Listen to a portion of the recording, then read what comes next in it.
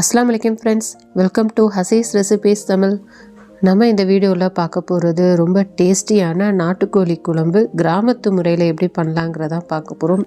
இதோடைய டேஸ்ட்டு ரொம்ப அருமையாக இருக்கும். நம்ம நார்மலாக பிராய்லர் கோழியில் நம்ம குழம்பு செய்கிறத விட நீங்கள் நாட்டுக்கோழியில் நீங்கள் இந்த மாதிரி குழம்பு செஞ்சு பாருங்கள். டேஸ்ட்டு ரொம்ப சூப்பராக இருக்கும். நம்ம இட்லி, தோசை, ரைஸுன்னு சொல்லிட்டு எல்லாத்துக்குமே நல்ல ஒரு காம்பினேஷனாக இருக்கும். இதை எப்படி பண்ணலான்னு பார்க்குறதுக்கு முன்னாடி இதான் ஃபர்ஸ்ட் டைம் நம்ம சேனலை பார்க்குறீங்க அப்படின்னா மறக்காமல் ஹசீஸ் ரெசிபீஸ் தமிழை சப்ஸ்கிரைப் பண்ணாதவங்க சப்ஸ்கிரைப் பண்ணிக்கோங்க ஃப்ரெண்ட்ஸ். பக்கத்துள்ள பெல் ஐக்கானையும் கிளிக் பண்ணிக்கோங்க, ஆளுங்கிற ஆப்ஷனை கிளிக் பண்ணிக்கோங்க. அப்போ தான் நான் போடக்கூடிய எல்லா வீடியோஸும் உங்களுக்கு உடனே வரும், நீங்கள் மிஸ் பண்ணாமல் பார்க்க முடியும். இப்போ நம்ம எப்படி பண்ணலாங்கிறத பார்க்கலாம். இப்போ நம்ம இது செய்கிறதுக்கு 1 கிலோ அளவுக்கு நான் நாட்டுக்கோழி எடுத்திருக்கேன்.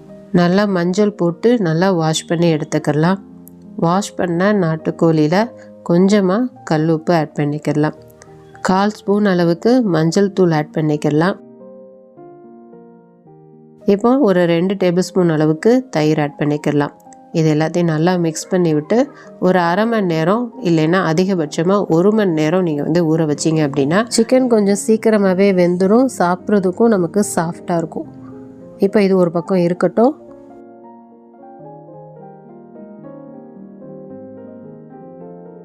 இனி குழம்புக்கு தேவையான மசாலா நம்ம இப்போ ரெடி பண்ணிக்கலாம். 1/4 ஸ்பூன் அளவுக்கு சோம்பு ஆட் பண்ணிக்கலாம். 1/4 ஸ்பூன் அளவுக்கு ஜீரகம் ஆட் பண்ணிக்கலாம். இப்போ இது ரெண்டையும் ஃபஸ்ட்டு நம்ம இடிகள் வச்சு நல்லா இடித்து எடுத்துக்கலாம். நம்ம இந்த மாதிரி இடிக்கிறதுனால நமக்கு நல்ல ஃப்ளேவர் கிடைக்கும், குழம்பு நல்லா டேஸ்ட்டாகவும் இருக்கும். உங்களுக்கு இந்த மாதிரி இடிக்கிறதுக்கு பிடிக்கலை அப்படின்னா நீங்கள் மிக்சியில் லேசாக ஒரு சுற்று விட்டுக்கோங்க. இப்போ இதை நல்லா தட்டி எடுத்தாச்சு. இப்போ இதில் ஒரு 6 பல் அளவுக்கு பூண்டு தட்டி எடுத்துக்கலாம். இதோடு சேர்த்து நல்லா இதையும் இடித்து எடுத்துக்கலாம். இதை நல்லா இடித்து எடுத்தாச்சு. இப்போ இது ஒரு பக்கம் இருக்கட்டும். நம்ம இடித்து போடுறதுனால நமக்கு குழம்புடைய டேஸ்ட்டு ரொம்ப அருமையாக இருக்கும். இப்போ நான் ஒரு 100 கிராம் அளவுக்கு வெங்காயம் எடுத்திருக்கேன், சின்ன வெங்காயம் எடுத்திருக்கேன். இப்போ இதில் பாதி அளவு நம்ம தட்டிக்கிடலாம். இதே மாதிரி நான் இடிகளில் தட்டி எடுக்க போகிறேன். நம்ம இந்த மாதிரி இடித்து போடுறதுனால நமக்கு குழம்பு நல்ல டேஸ்ட்டாக வரும். உங்கள்கிட்ட இடிகள் இல்லை அப்படின்னா நீங்கள் அம்மி இருந்தால் கூட அம்மியில் நீங்கள் தட்டி எடுத்துக்கலாம். ரெண்டும் இல்லாத பட்சத்துக்கு நீங்கள் மிக்சியில் லேசாக ஒரு சுற்று விட்டு நீங்கள் எடுத்து வச்சுக்கோங்க, மையாக அரைச்சிடாதீங்க. இப்போ நம்ம இதுக்குள்ளே மசாலா ரெடி பண்ணிக்கலாம். இப்போ நான் 2 ஸ்பூன் அளவுக்கு ஜீரகம் ஆட் பண்ணிக்கிறேன். 1 ஸ்பூன் அளவுக்கு சோம்பு ஆட் பண்ணிக்கிறேன். சோம்புடைய ஃப்ளேவர் ரொம்ப நல்லாயிருக்கும், அதனால் 1 ஸ்பூன் அளவு நீங்கள் ஆட் பண்ணிக்கோங்க. 1 ஸ்பூன் அளவுக்கு மிளகு ஆட் பண்ணிக்கிறேன். மிளகு காரம் கொஞ்சம் தூக்கலாக இருந்தால் நல்லாயிருக்கும், அதனால் நான் மிளகு 1 ஸ்பூன் அளவுக்கு நான் ஆட் பண்ணிக்கிறேன். 1/2 ஸ்பூன் அளவுக்கு கசகசா ஆட் பண்ணிக்கலாம். இந்த பொருட்களை நம்ம தண்ணி எதுவும் ஊற்றாமல் ஃபஸ்ட்டு கொரகொரப்பாக அரைச்சி எடுத்துகிட்டு வந்துடலாம். இப்போ கொரகொரப்பாக நம்ம அரைச்சி எடுத்தாச்சு. இப்போ மற்ற பொருட்களை இப்போ நம்ம ஆட் பண்ணிக்கலாம். நம்ம மீதம் எடுத்து வச்சுருக்கிற அந்த சின்ன வெங்காயத்தை நான் இப்போது ஆட் பண்ணிக்கிறேன். நான் ஒரு 50 கிராம் அளவுக்கு நம்ம தட்டி எடுத்தோம். இப்போ 50 கிராம் அளவு இருக்கும். இப்போ நம்ம இதை மிக்சியில் போட்டுடலாம். இந்த குழம்பு சின்ன வெங்காயத்தில் செய்யும் போது தான் டேஸ்ட்டாக இருக்கும். உங்கள்கிட்ட சின்ன வெங்காயம் இல்லை அப்படின்னா 100 கிராம் அளவுக்கு பெரிய வெங்காயம் எடுத்துக்கோங்க. இப்போ நம்ம அரைச்சி அதை ஒரு பக்கம் வச்சிடலாம். இப்போ அது குழம்புக்கு தேவையான தேங்காவை அரைச்சிடலாம். ஒரு சில்லு அளவுக்கு நான் தேங்காய் எடுத்திருக்கேன். இதோட ஒரு 6 முந்திரி பருப்பு ஆட் பண்ணிக்கலாம். இப்போ இதையும் அரைச்சி நம்ம இது ஒரு பக்கம் வச்சிடலாம். இப்போ நம்ம குழம்பை தாளிச்சிடலாம். குழம்பு இப்போ நம்ம குக்கரில் தான் செய்ய போகிறோம். நாட்டுக்கோழிங்கிறதுனால வேகிறதுக்கு ரொம்ப டைம் ஆகும், அதனால் நம்ம குக்கரில் செய்யலாம். இந்த குழம்பு நல்லெண்ணெயில் செஞ்சால் நல்லாயிருக்கும். நான் 2 டேபிள் ஸ்பூன் அளவுக்கு நல்லெண்ணெய் ஆட் பண்ணிக்கிறேன். உங்கள்கிட்ட நல்லெண்ணெய் இல்லை அப்படின்னா நீங்கள் கடலெண்ணெய் கூட ஆட் பண்ணிக்கலாம். இப்போ நமக்கு எண்ணெய் சூடாயிருச்சு. எண்ணெய் சூடானதுக்கப்புறமேலு ஒரு பிரியாணி இலை ஆட் பண்ணிக்கலாம். நான் 2ஆக பிச்சு இப்போ ஆட் பண்ணுறேன். பிரியாணி இலை லேசாக புரிஞ்சதுக்கப்புறமேலு நட்சத்திர சோம்பு 1, 1 பீஸ் அளவுக்கு கல்பாசி, 2 ஏலக்காய், 2 கிராம்பு.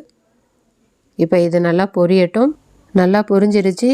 இப்போ நம்ம தட்டி வச்சுருக்கிற சோம்பு, ஜீரகம், பூண்டு இது 3ஐயும் இப்போ நம்ம ஆட் பண்ணிக்கலாம். எண்ணெயில் நம்ம ஆட் பண்ணும்போது குழம்பு நல்ல ஃப்ளேவர்ஃபுல்லாக இருக்கும். இப்போ நல்லா வறுத்து விட்டுக்கலாம். லேசாக வதங்கிருச்சு. இப்போ நம்ம தட்டி வச்சுருக்கிற வெங்காயத்தை ஆட் பண்ணிக்கலாம். இந்த குழம்புக்கு நம்ம தட்டி போடுறதுனால தான் நமக்கு டேஸ்ட்டே அதிகமாகும். அதனால் நீங்கள் ஸ்கிப் பண்ணாமல் கொஞ்சம் தட்டி இந்த குழம்பு செஞ்சு பாருங்கள்.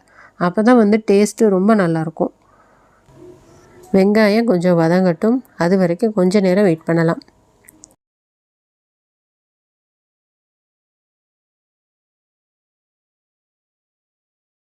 வெங்காயம் இப்போ நல்லா வதங்கிருச்சு.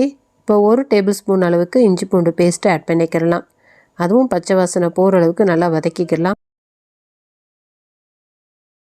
இஞ்சி பூண்டு நல்லா வதங்கிருச்சு. இப்போது நம்ம 2 பச்சை மிளகாய் கீரை ஆட் பண்ணிக்கிறலாம்.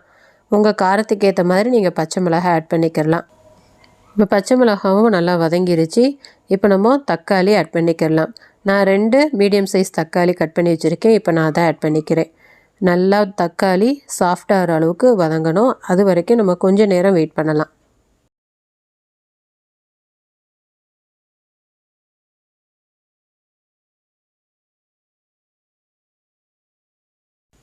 இப்போ தக்காளி நல்லா வதங்கிருச்சு, நல்லா சாஃப்ட் ஆயிடுச்சு பாருங்கள். இப்போ நம்ம அரைச்சி வச்சுருக்கிற மசாலாவை ஆட் பண்ணிக்கிறலாம். அதோடைய பச்சை வாசனை போகிற அளவுக்கு நல்லா வதக்கிக்கிறலாம். மசாலா நல்லா வதங்கிருச்சு, லேசாக எண்ணெய் பிரிஞ்சிருக்கு பாருங்கள். இப்போ இந்த ஸ்டேஜில் நம்ம கொஞ்சமாக கருவேப்பிலை ஆட் பண்ணிக்கிறலாம். கருவேப்பிலை ஆட் பண்ணுறதுனால நமக்கு குழம்பு நல்லா ஃப்ளேவர்ஃபுல்லாக இருக்கும். அதனால் கொஞ்சமாக ஆட் பண்ணி நல்லா மிக்ஸ் பண்ணி விட்டுக்கோங்க. இப்போ நம்ம மிளகாய்த்தூள் ஆட் பண்ணிக்கலாம். நான் 1 டேபிள் ஸ்பூன் அளவுக்கு மிளகாய்த்தூள் ஆட் பண்ணிக்கிறேன். உங்கள் காரத்துக்கு ஏற்ற மாதிரி நீங்கள் மிளகாய்த்தூளை கூடவோ குறையவோ நீங்கள் ஆட் பண்ணிக்கலாம். இப்போ ஒரு 1/4 ஸ்பூன் அளவுக்கு மஞ்சள் தூள் ஆட் பண்ணிக்கலாம். 2 ஸ்பூன் அளவுக்கு மல்லித்தூள் ஆட் பண்ணிக்கலாம். மசாலாவுடைய பச்சை வாசனை போகிற அளவுக்கு நல்லா வதக்கி விட்டுக்கலாம். மசாலா நல்லா வதங்கினதுக்கு அப்புறமேலு நம்ம இப்போது சிக்கனை ஆட் பண்ணிக்கலாம்.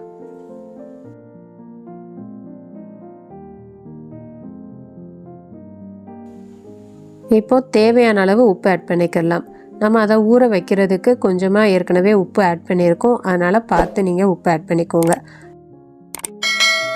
நல்லா மசாலாவில் சிக்கனை நல்லா மிக்ஸ் பண்ணி விட்டுக்கலாம். இப்போ நீங்கள் தண்ணி எதுவுமே ஊற்றவே கூடாது. நம்ம தண்ணி ஊற்றாமல் ஒரு 5 நிமிஷம் இதை நம்ம குக் பண்ணி எடுத்துக்கலாம். ஒரு மூடி போட்டு ஒரு 5 நிமிஷம் நம்ம வெயிட் பண்ணலாம். 5 நிமிஷம் ஆயிடுச்சு, நம்ம ஓப்பன் பண்ணி பார்க்கலாம். இப்போ நல்லா மிக்ஸ் பண்ணி விட்டுக்கோங்க. 5 நிமிஷம் குக் பண்ணும் போது லோ ஃப்ளேம்லேயே வச்சுக்கோங்க. ஹை ஃப்ளேமில் வச்சிங்க அப்படின்னா அடிப்பிடிக்கிறதுக்கு சான்சஸ் உண்டு. இப்போ நம்ம ஒரு 1/2 ஸ்பூன் அளவுக்கு கரம் மசாலா பவுடர் ஆட் பண்ணிக்கலாம். நம்ம இப்போ ஆட் பண்ணும்போது கரம் மசாலாவுடைய ஃப்ளேவர் வந்து ரொம்ப நல்லாயிருக்கும் குழம்புல. இப்போ நல்லா மிக்ஸ் பண்ணி விட்டுட்டு இப்போ தேவையான தண்ணி ஆட் பண்ணிக்கலாம். நான் தேங்காய் அரைச்ச தண்ணி வந்து ஆட் பண்ணுறேன். ஜாரை நல்லா கழுவி இப்போ அந்த தண்ணி தான் நான் இப்போ ஆட் பண்ணுறேன். இதோட நான் இன்னும் 1 டம்ளர் அளவுக்கு நான் தண்ணி ஆட் பண்ணுறேன். நமக்கு சிக்கனில் இருந்தும் தண்ணி விடும்.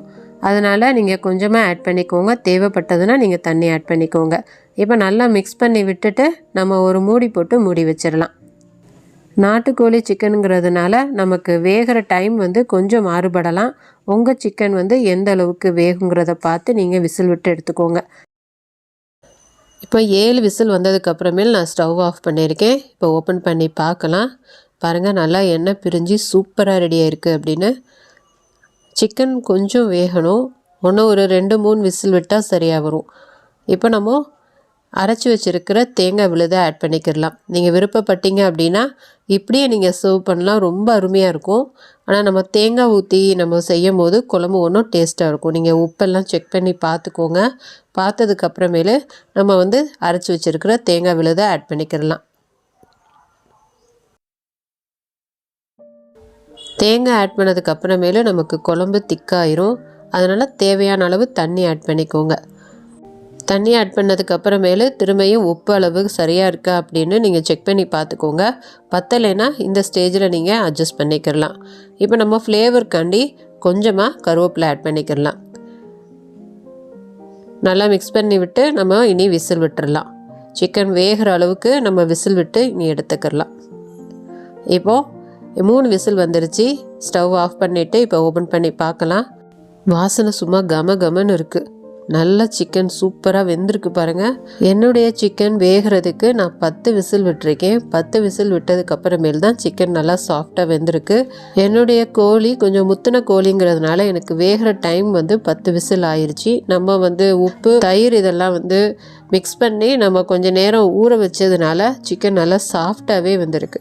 இப்போ நம்ம ஃபைனலாக மல்லி இலை தூவி லேசாக மிக்ஸ் பண்ணி விட்டுக்கலாம். அவ்வளோதான், நமக்கு நாட்டுக்கோழி குழம்பு ரொம்ப அருமையாக ரெடி ஆயிடுச்சு.